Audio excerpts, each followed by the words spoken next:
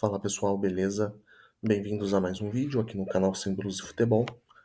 Já peço para vocês, por favor, deixarem o like e se inscreverem no canal.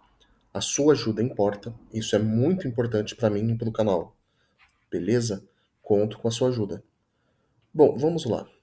Quero comentar sobre a estreia de um dos melhores, se não o melhor técnico do futebol atual, Carlo Ancelotti, sua primeira partida como técnico da seleção brasileira. Eliminatórias da Copa 2026, 15ª rodada. O Brasil viajou até o Equador para encarar a seleção do Equador, óbvio, e saiu de lá com um empate 0-0. O Brasil jogou bem? Não. Ah, então o Brasil jogou mal? Tão pouco. Não acho que o Brasil tenha feito uma partida ruim, tenha jogado mal. Foi uma partida morna, mediano. Uma partida meio, né, mais tímida, vamos dizer assim, uma estreia tímida do Carlo Ancelotti. Claro que a gente é o primeiro jogo dele, a gente não pode também já, né, querer exigir coisas, mudanças drásticas, isso vem aos poucos. Porém, pode ser muito otimismo da minha parte, ou ingenuidade, não sei, ou talvez uma falsa impressão devido ao que o Carlo Ancelotti representa, né? Como eu disse, ele é um dos melhores, se não o melhor técnico do futebol atual. Então não sei se isso é uma falsa impressão que eu tenho. Mas para mim, o Brasil já demonstrou uma certa melhora. Tímida, pouco, mas já demonstrou uma certa melhora. O que é natural, inclusive, porque quando uma pessoa da magnitude de Ancelotti comanda o seu time, você automaticamente, consciente ou inconscientemente, acaba tendo o psicológico mais fortalecido, a moral lá no alto, a confiança aumentada. Eu vi isso muito no Vinícius Júnior, ele estava muito mais participativo no jogo de hoje do que em outros jogos. Muito mais confiante também, tentando mais jogadas individuais. Agora, falando no Vinícius Júnior e suas jogadas individuais. O Vinícius Júnior, eu acho que ele quer ser, vamos dizer, o novo Neymar. Ele quer ser o novo Neymar. Problema, ele não tem as características do Neymar. E principalmente, com todo o respeito e a minha opinião, o Vinícius Júnior, ele não é um craque. Ele é um ótimo jogador, um jogador muito bom. Mas ele não é um craque. Repito, é um ótimo jogador. Mas eu não o considero um craque. E ele tenta agir como um. E pior, ele tenta ser um driblador, coisa que ele não é. O Vinícius Júnior não é driblador. Ele, como um bom jogador que é, de vez em quando acaba acertando um drible ou outro. Dribles, assim, bonitos, diferenciados. Mas isso não é constante. Isso não é comum. Ele faz, sim, alguns dribles, isso sim é comum, mas é aquela coisa assim que a gente nem chama de drible, né? É mais uma finta, vamos dizer assim. Mas driblador mesmo, igual o Neymar, ele não é. O Neymar era driblador. O Vini não é. O Vinícius Júnior, pra mim, ele é aquele cara que se você der a bola pra ele, ele não, dificilmente ele vai perder o gol. Pra mim, ele tem muito mais aquelas características de um centroavante clássico, ou de um falso 9 principalmente, do que um jogador pelas pontas. Mas, né, quem sou eu? Eu não sou o Carlo Ancelotti, não sou técnico de futebol, mas é só minha opinião como um torcedor que quer falar sobre isso, comentar sobre isso. Mas enfim, apesar de que eu acho que o Vinícius Júnior ele também tentou muitas jogadas individuais por falta de opção também, né? Acho que não foi só por uma questão assim de preferência, uma mera escolha. Não, acho que foi também por necessidade, né? Aí, nesse caso, eu até entendo e eu apoio. Agora, outra questão, pessoal. Eu disse que o Brasil não fez uma partida ruim. Não tô falando que foi boa, mas, né, tímida, uma partida mediana. E hoje em dia, pessoal, 2025, não podemos mais encarar um jogo entre Equador e Brasil como os brasileiros encaravam lá na década de 80, na década de 90, começo dos anos 2000. Por quê? Bom, primeiro que eu acho que o futebol mundial, como um todo, quando eu falo aqui futebol mundial, eu me refiro às grandes seleções, tá? Principalmente o Brasil, especialmente o Brasil, me parece ter regredido.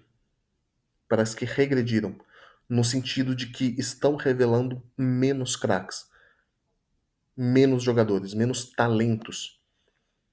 Se você for comparar, por exemplo, sem saudosismo, sem ilusão nostálgica, nada disso. Mas se a gente for pegar friamente e comparar a seleção hoje com a seleção 20, 30 anos atrás, pô, gente, é outro nível. A seleção brasileira era outro nível. E da mesma forma, se a gente for pegar o Equador ele também era outro nível. Só que num sentido negativo. O Equador era pior antigamente, não melhor. Hoje é que o Equador melhorou um pouco. Não estou falando que é uma grande seleção, nada disso, mas melhorou, evoluíram. Então a diferença entre o Brasil e o Equador nesses últimos 30 anos, a diferença diminuiu consideravelmente. Ficou muito mais equilibrado. O Brasil ainda é superior, não só pela camisa, que conta muito, mas pelos próprios talentos individuais. O Brasil ele ainda é superior. Porém, essa diferença, essa superioridade caiu. E não caiu pouco, não. Então a gente pega, por exemplo, a seleção brasileira, tem muitos jogadores que, titular da seleção brasileira, que não jogam em grandes clubes europeus, como era antigamente, em clubes excepcionais da Europa. Temos sim alguns jogadores, como o próprio Vini Júnior, o Rafinha, o Rodrigo, o Marquinhos, o Alisson. Todos eles jogam em times de primeira lá da Europa. Mas você vê muitos jogadores titulares que jogam com todo respeito, mas no Flamengo. Aqui não estou diminuindo o Flamengo, tá, gente? Só estou dizendo que antigamente era muito raro um jogador que atuasse aqui no Brasil ele ser titular absoluto na seleção brasileira, como é o Gerson, por exemplo. O Gerson, para mim, é um dos melhores volantes do Brasil atualmente. Não é craque, nada disso, mas é porque não tem outro. E o Ancelotti teve que ir atrás do Casemiro, porque o Casemiro é o último volante que o Brasil realmente revelou. De ser um cara, assim, realmente bom de bola. Então, assim, o número de talentos diminuiu. E isso, na minha opinião, é no futebol mundial, tá? Inclusive, eu fiz um vídeo comentando um pouco sobre isso, chamado Por que o Brasil ainda não é hexa? Porque o que está acontecendo com a seleção brasileira. Vou deixar o vídeo aí no card, não sei se eu vou conseguir colocar. Se eu conseguir, vai estar mostrando aí no card. E de qualquer modo, eu vou deixar na descrição também. O vídeo, para quem quiser assistir, vale muito a pena. Para vocês entenderem melhor do que eu tô falando, porque senão eu vou fugir muito aqui do assunto. Mas voltando. O Brasil, então, eu acho que ele regrediu um pouco, enquanto que o Equador evoluiu. Então, você ir lá no Equador enfrentar eles, não dá para você exigir que o Brasil ganhe e ganhe assim bem, de 3, 4-0, não, gente. Se isso acontecer, isso já está ficando cada vez menos comum. Para mim, o Brasil ganhar do Equador lá no Equador atualmente de 3-4-0, para mim seria uma surpresa. Ganhar de 1-2-0, 2-1, até 3-1, vai, beleza. Mas com 3 ou mais gols de diferença, lá no Equador, seria um puta de um resultado. Antigamente era algo comum o Brasil ir lá e ganhar de 3, 4-0. Hoje, para mim, seria um baita resultado. Então, um 0-0 lá não é ruim. Não estou dizendo que é bom, mas não é ruim também. Como eu disse, a seleção do Equador melhorou. Temos aí jogadores que atuam no PSG, no Chelsea, muitos jogadores que atuam no Flamengo, assim como o Gerson, ou no Internacional, ou no Corinthians. Enquanto que no Brasil, apesar de ter mais jogadores que atuam em times de primeira da Europa, tem aqueles que também atuam em times menores, como o próprio Richarlison, que joga no Brighton, jogadores que atuam pelo Lille, Mônaco, Newcastle. Antigamente, o jogador mais fraco, que atuava no time mais fraco, se a gente for pegar assim, que era, não era nem titular da seleção brasileira, mas disputava lá a titularidade, eu lembro do Juninho Pernambucano. Ele jogava no Lyon da França. Só que o Lyon da França, lá dos anos 2000, era muito diferente de hoje, tá? Pra vocês terem uma ideia, o Lyon dos anos 2000 era como se fosse o PSG hoje. A única coisa é que eles não ganharam, não conseguiram a Champions. Mas eles dominaram o campeonato francês por muitos anos. Se eu não me engano, eu acho que eles ganharam a maioria dos campeonatos franceses na década de 2000. Além desse, tinha o Bayer Leverkusen também. Não lembro qual que era o jogador, acho que era o Zé Roberto. Não, não era o Zé Roberto. Não lembro, mas tinha um jogador que também atuava no Bayer Leverkusen. Que também não é um time assim de se jogar fora. Não é um time de primeira da Europa, mas né, é um time razoável. Esses eram os jogadores que jogavam, vamos dizer, nos menores times. Tinha, sim, jogador que atuava aqui no Brasil, na seleção, lógico, mas esses eram reservas. Então, assim, o Gerson, por exemplo, na seleção de 2002, 2006, assim, no máximo reserva ele seria, no máximo, com todo respeito, minha opinião. Se você discorda, pode comentar aí, com educação, com respeito, mas minha opinião é essa, tá? Enfim, em suma, o 0-0 não é um resultado que me impressiona, é um resultado até que muito previsível. Eu estava imaginando aí um 1-1, quem sabe 2-1 para o Brasil, mas 0-0 não é nada assim assombroso, porque são duas seleções que realmente fazem jogos cada vez mais equilibrados. Por um lado, o Brasil regrediu, por outro lado, o Equador evoluiu.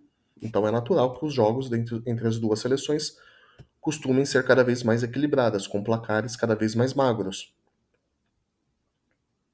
Não sei se vai continuar assim para sempre, né? Se o Brasil vai ou se o Brasil um dia vai voltar a revelar grandes craques, como revelou nos anos 90, anos 2000, sem contar antes também, né? Sempre revelou. E se o Equador vai parar de revelar, você vai voltar para estaca zero? Não sei como é que vai ser o futuro. Mas atualmente é assim. A diferença entre os dois diminuiu. Então, um 0-0 lá no Equador não é nenhuma surpresa. E também não é um resultado de se jogar fora. O que eu quero dizer é, temos que olhar o copo meio cheio e não meio vazio nesse caso. É olhar assim, conseguimos um ponto. Não é que perdemos 2 pontos, deixamos de ganhar 3 pontos. Não. É olhar de outro modo. Conseguimos um ponto. Obrigação é o Brasil ganhar do Paraguai. E isso sim, apesar de que o Paraguai não está ruim nessas eliminatórias, está em segundo ou terceiro lugar, se eu não me engano, mas o Paraguai, para mim, é menos seleção do que o Equador. As duas seleções, assim, historicamente falando, são muito pau a pau. Mas atualmente o Equador está à frente, em termos de talentos individuais. E o jogo vai ser aqui no Brasil, né, gente? Então, assim, aí sim o Brasil tem a obrigação de ganhar. Mas ganhar do Equador lá no Equador, pra mim, não era obrigação. Obrigação era não perder, que é o que o Brasil fez. Não perdeu, conseguiu um empate. Então, acho que é isso, pessoal. Não podemos aí também nem nos iludir muito com o Carlo Ancelotti, porque ele não é milagroso, ele não é milagreiro, ele não faz milagres. É um ser humano que, né? Uma coisa é o cara dirigir o Real Madrid, outra coisa é o cara comandar a seleção brasileira, uma das seleções mais fracas dos últimos 30 anos que o Brasil teve, em crise, com a CBF do jeito que tá. Não vai ser fácil para ele. Então a gente não pode se iludir e também não podemos crucificar o cara, né? Mesmo que o pior aconteça na terça-feira e o Brasil perca para o Paraguai, calma, gente. Precisamos aí pelo menos de uns 5, 6 jogos pra gente analisar o trabalho do Ancelotti. A não ser que ele perca o próximo jogo, depois perca o outro e sei lá, né? Não consiga se classificar para a Copa. Aí realmente não tem cabimento. Mas muito difícil disso acontecer. Para mim, o Brasil já está classificado para a Copa, tá?